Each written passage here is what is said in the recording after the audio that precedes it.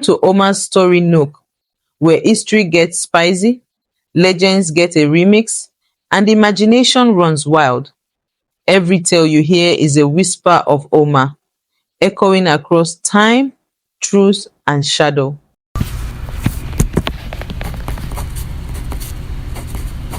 Some men hold power in their hands, others hold it in their words.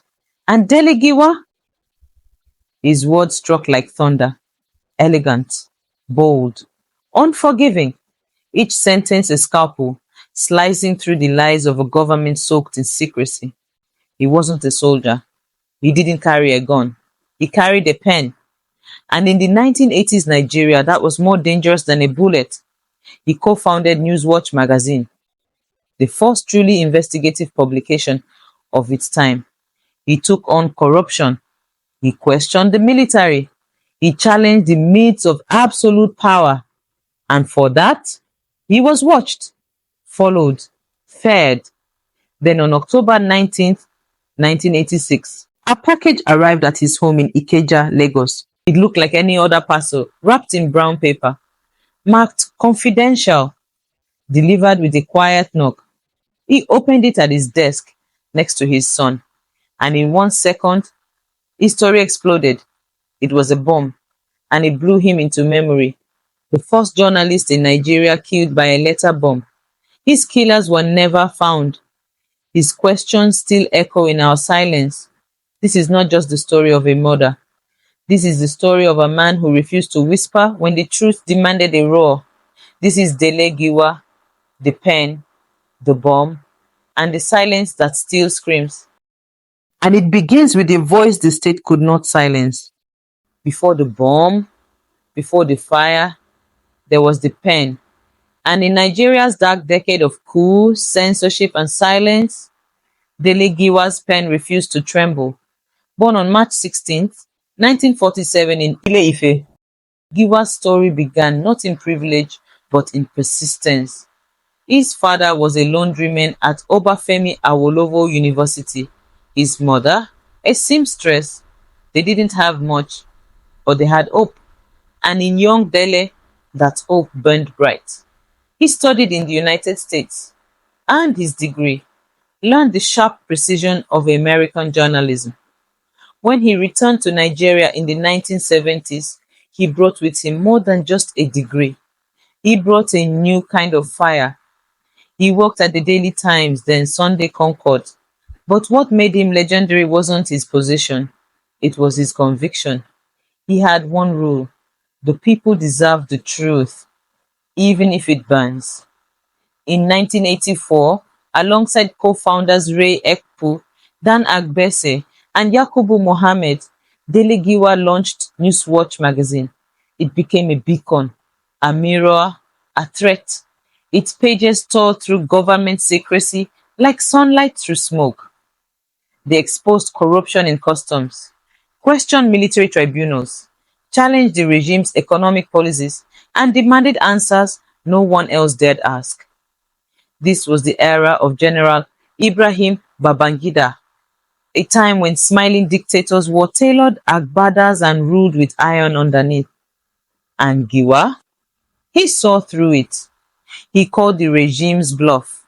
He wrote week after week about the rot beneath the gold trim. But you don't call out power without consequence. By October 1986, Dele Giwa had already been interrogated twice.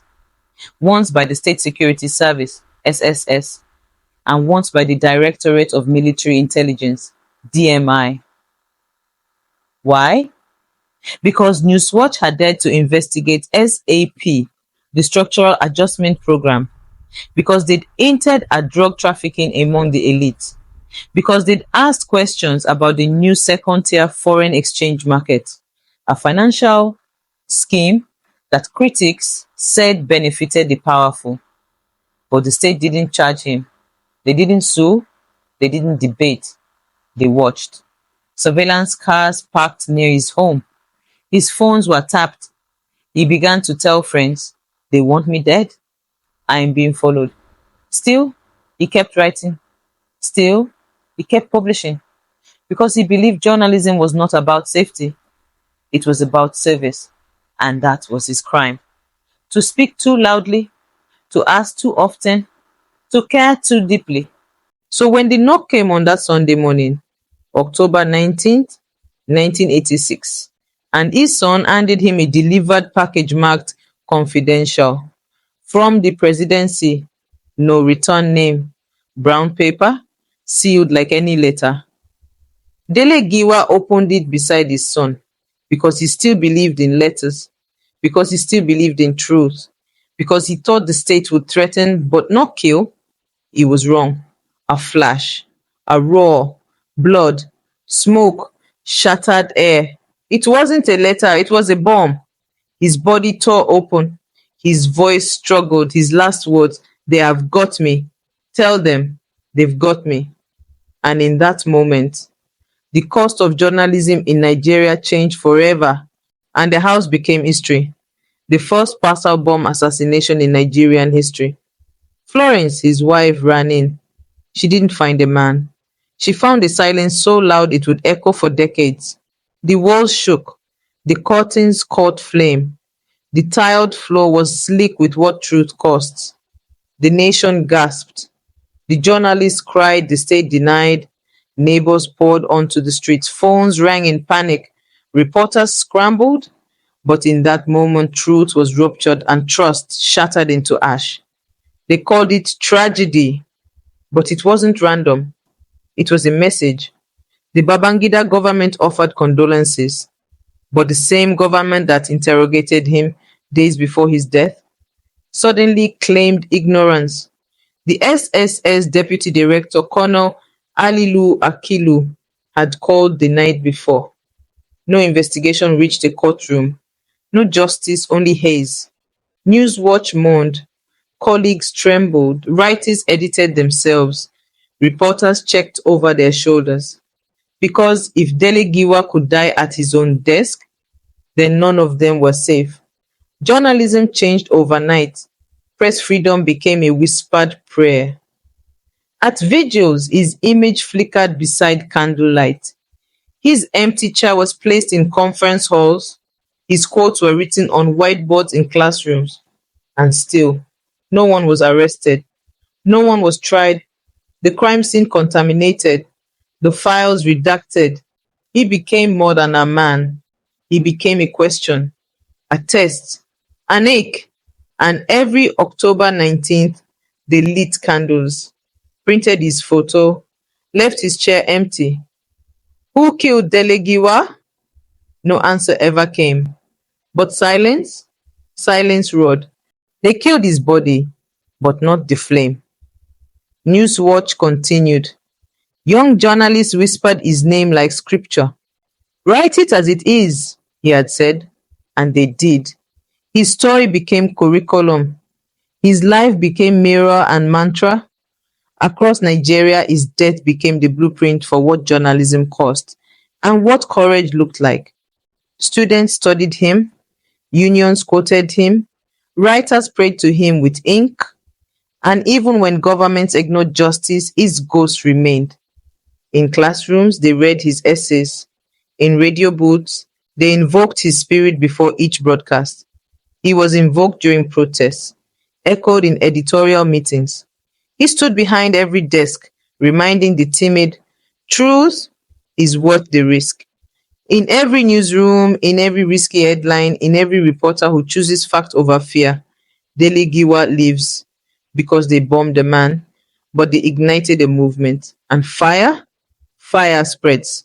Some stories end with applause, others with silence, but the silence after Dele Giwa's death was not peace. It was a silence that pulsed, that itched, that screamed behind closed lips, that waited year after year for justice that never came. They never caught his killers, never wrote their names into court records, never jailed the hands that delivered the bomb. But we remember, because memory is rebellion, because remembrance is resistance, because to speak his name in a country that still fears the truth is to light another candle. Dele Giwa was not just a journalist, he was a mirror, and mirrors scare those who live by shadows.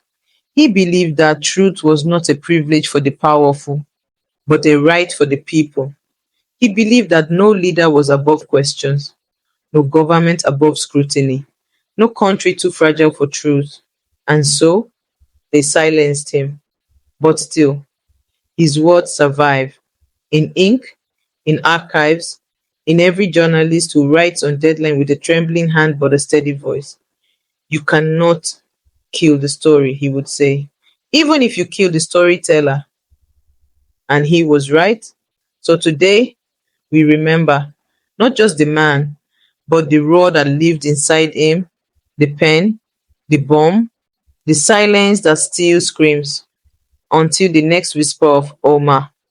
Stay listening because justice is not just what we demand, it's what we remember loudly.